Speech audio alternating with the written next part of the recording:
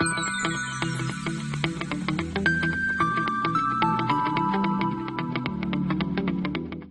everyone, we are going to study in today's video what is feature and what is feature engineering and why it is important to learn as a part of machine learning activity. Basically, before we start applying any learning algorithm, it is important to filter out or clear our data. It is important to identify the feature in a given data set. So basically, feature engineering is an important machine learning activity for preparing a data set.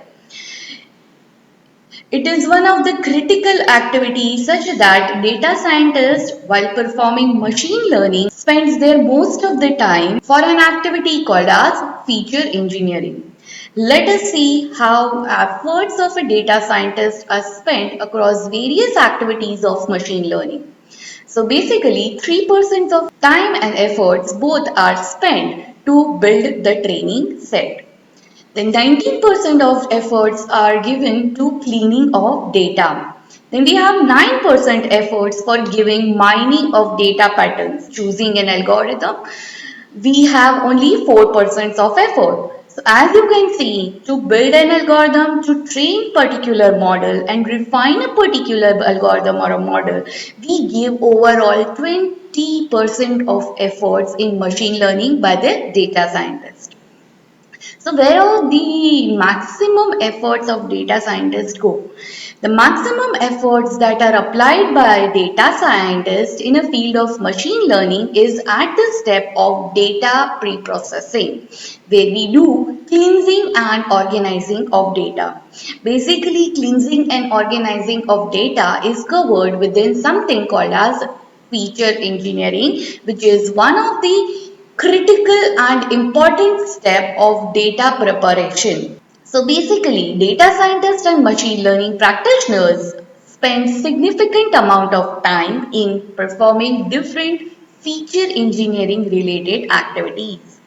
So here selecting the right feature plays critical or important role to for the success of machine learning model. Selecting the right feature plays an equal important role as of selecting a correct machine learning model. So basically, what do we mean by feature? While we are saying feature engineering process of raw input data. So data which is input to the machine learning system is raw or unstructured in nature. Unstructured is nothing but unorganized data. In the data, you will not be able to identify all the attributes clearly. You will not even be able to find out the relationship among the attributes of data, nor you are able to identify the data input attributes, what it has a relationship or effect on an output attribute.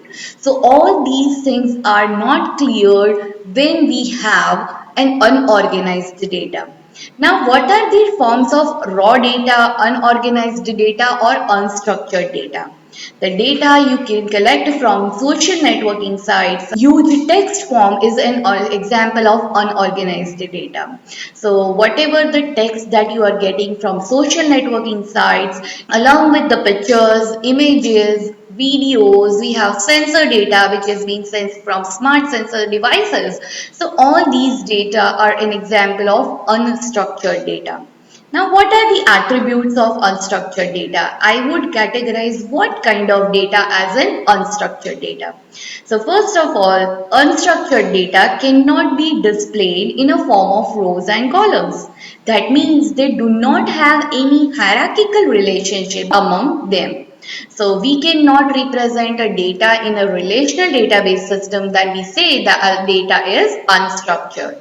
Nowadays we have no SQL data, that means no relational database systems also there, such as object oriented databases we have. So all those data first need to get converted into relational database, that means row and column wise data. Second attribute, images, audio, video, word processing file, emails and spreadsheets are an example of unstructured data. It has been estimated that 80% of any enterprise data is in a form of unstructured manner. It first needs to get converted into structured format so that it can be processed by machine learning algorithm. We require more storage to store unstructured data as compared to structured data. And finally, it is very difficult to manage the data and protect its legacy solutions of an unstructured data. So these are the characteristics and examples of unstructured data. Now what is structured data? As compared to unstructured data, structured data can be represented in a row and columns form. That is nothing but we can represent a data in a relational database system. An example of structured data is nothing but values of numbers, values of a date, string, all these are an example of structured data. It is being expected that 20% of any organization data is in a form of structured data, which requires less storage as compared to unstructured data, and it is also easier to manage and protect the legitimacy solution that are along with structured data. So we have seen that difference between unstructured and structured data. Also it is that machine learning algorithms are not able to process unstructured data effectively. It first need to be converted into structured format. Now, what do we mean by feature? A feature is nothing but an attribute of machine learning process. It is not only an attribute, it is a meaningful attribute of a data set. So those attributes which are meaningful to the machine learning algorithm is called as feature. Now the features are also called as dimension of data. Say for example, if I have a database or a table with having 5 meaningful attributes, I would say it is having, dataset is having 5 features or having 5 dimensionality of data. So if dataset is having n meaningful attributes, n features, we say it is an n dimensional data. Now let us understand features with the help of one example. Here as you can see, the very first image is an image of iris flower. Now here we have data set consisting of two features. Feature is nothing but sepal length of iris flower and petal length of an iris flower. Now we have three broad categories of these flowers. First one is Sesota, second is Verticolous and Virginica. So what are the basic difference between all three categories? So petal and sepal size varies from type 1 to type 2, type 2 to type 3. Now as you observe carefully in an image, Iris setosa is having very broad sepals and very small petals. In an iris versicolor, we have small sepal but they are long, and we have broad petals but they are medium size. And in iris virginica, we are having very thin and long sepals and very thin and long petals.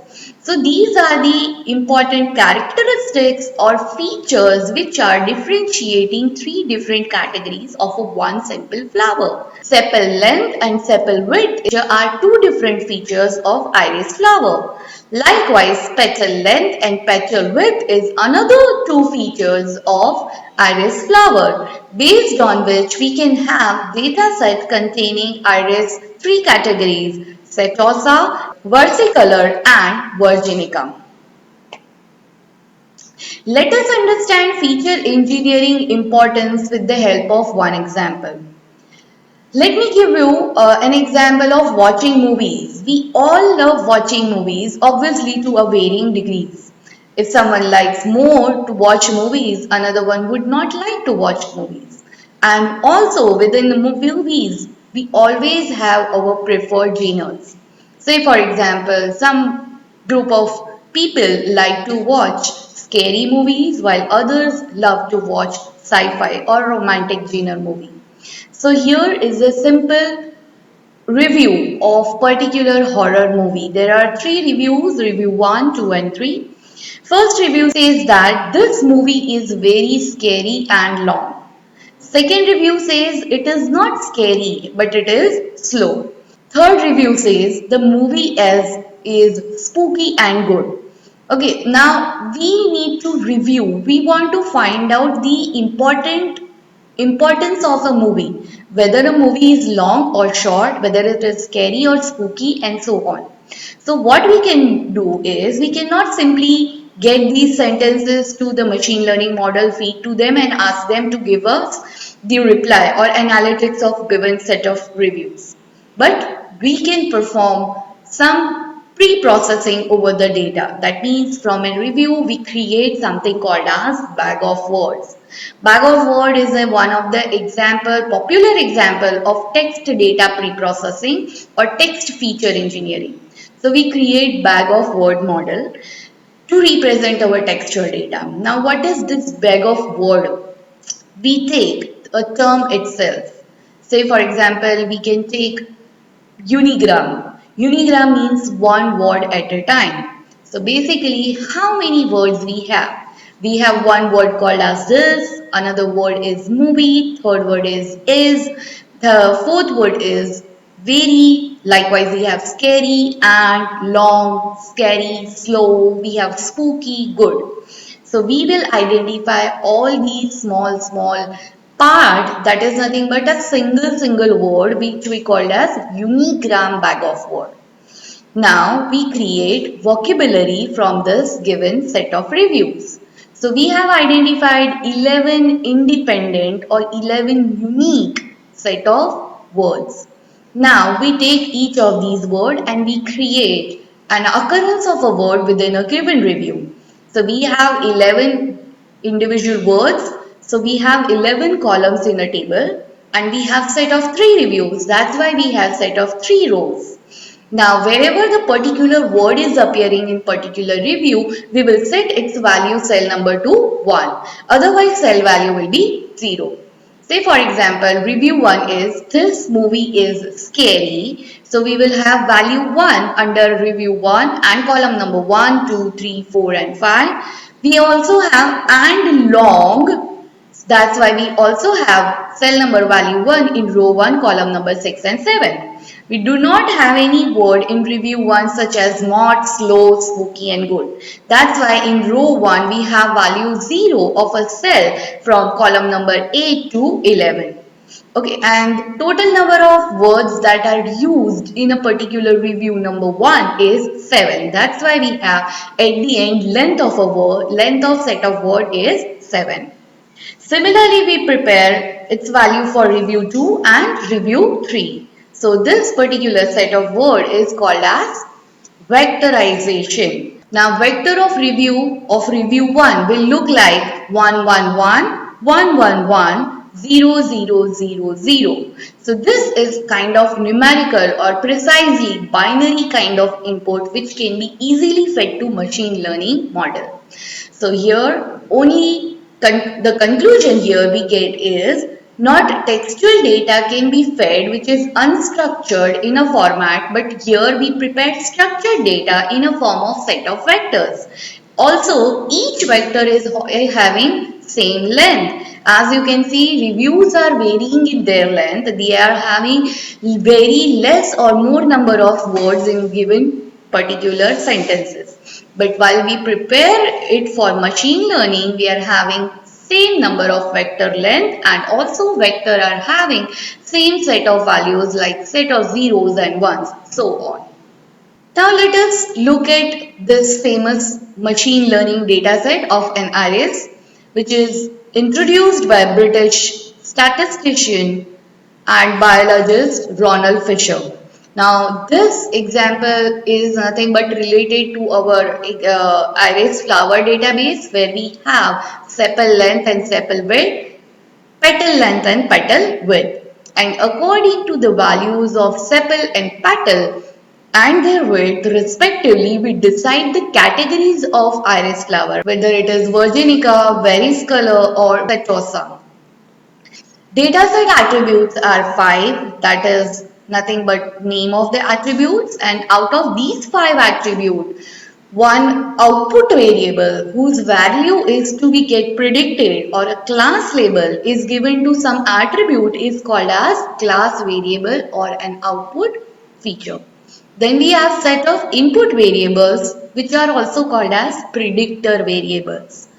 System will give an input to the predictor variables and machine algorithm will give an output of class variable. So here we have total 5 dimensional data set or 5 feature data set. Now what are the issues in high dimensional data? So first of all, what kind of data is called as high dimensional data? So high dimensional data is basically having higher the number of variables or an attributes or features to represent a particular data set. It is quite common to have attributes or features in numbers of hundreds and thousands. So DNA microarray, it is quite common to have attributes up to 4,50,000. That is nothing but gene probes, which is a data set popular in biomedical research. Likewise, while we are processing textual data which is coming from social networking site, that collected text data from different sources might have an extremely large dimensions like thousands of documents. Within a document we have hundreds of paragraphs. Within a paragraph we can have hundreds of sentences and so on. So the processing of high dimensional data is quite time consuming and requires lot of effort.